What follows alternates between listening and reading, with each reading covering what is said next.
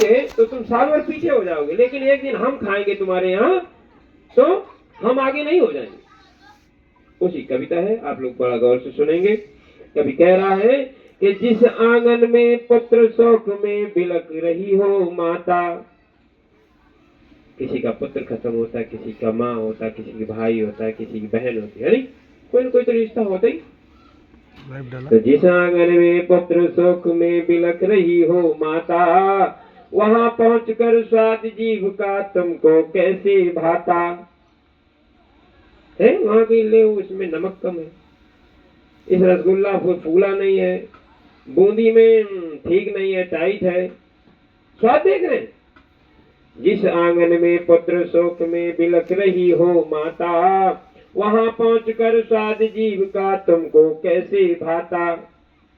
पति के चिर वियोग में है, पति के चिर वियोग में युवती विधवा रोती। चिर वियोग समझते हो, हमेशा के लिए बिछड़न हुआ, कभी वो दोनों अब मिल नहीं सकते हैं।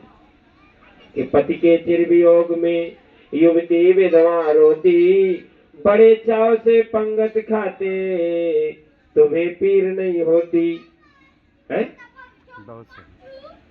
कि मरने वालों के प्रति अपना सद्व्यवहार निभाओ, मरने वालों के प्रति अपना सद्व्यवहार निभाओ।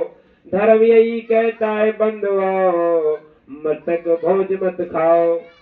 ये धर्म कहता है, अब हम लोग धार्मिक बने घूम रहे हैं। धर्म ये कहता है मृतक भोज नहीं खाना चाहिए।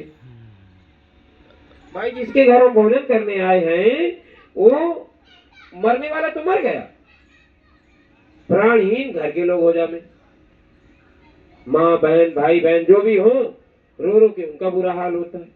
और वहां हमें सोचता है भोजन करें, वो भी पुआ पिटा हुआ गुलगुला रसगुल्ला है जो हम रोज नहीं खाते हैं, वो हम उस दिन उन्हें अच्छा अच्छा बना के खिलाते हैं। उसी पर कभी फिर एक आगे कह रहा है कि चला गया संसार छोड़ के जिसका पालन हारा है। घर का मुखिया होता है, पिता होता है, और बाप चला गया तो मुखिया चला गया, मुखिया चला गया तो आधा इनकम गई। तो कभी कह रहा चला गया संसार छोड़ के जिसका पालन हारा, पड़ा चेतनाहीन जहाँ पे वज्रपात दे मारा। घर चेतनाहीन हो जाता है नहीं, चेतनता नहीं उतनी रहती है, उतनी हुसनता नहीं रहती। पड़ा चेतनाहीन जहाँ पे वज्रपात दे मारा, खुद भूखे रह करके भी परिजन तेरहवीं खिलाते। खुद भूखे रहे, ब्याज पे पैसा लाए, जमीन गिरवी रख दे,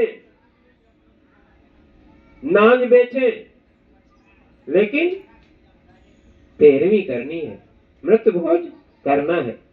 खुद भूखे रह करके भी परिजन तेरहवीं खिलाते, और अंधी परंपरा के चलते जीते जी मर जाते।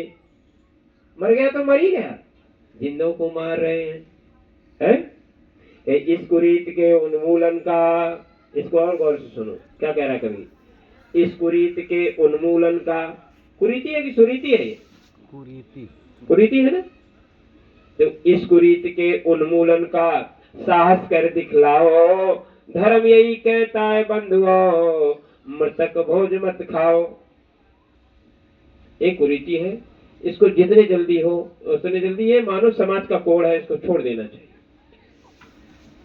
जैसे यहाँ श्रद्धांजलि समारोह हुआ, इस तरह श्रद्धांजलि समारोह किया, और यहाँ कुछ ऐसा प्रसाद रूप में हम फल फ्रूट रख करके प्रसाद के रूप में है दे सकते हैं। बस इतना तो काफी है।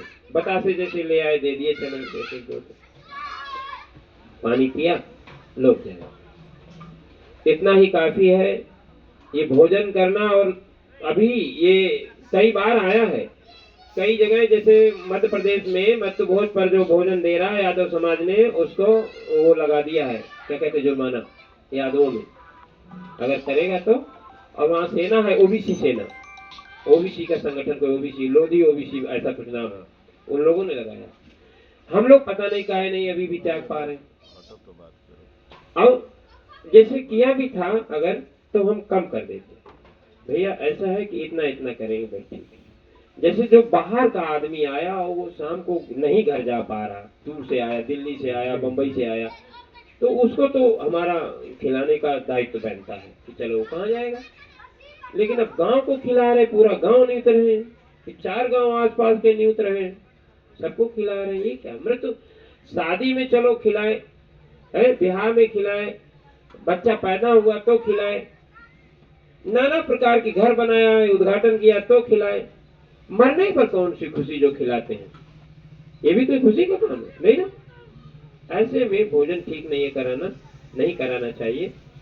तो इन्हीं सब बातों के साथ ये आज का ये प्रधान पाठ हम लोग यही संपन्न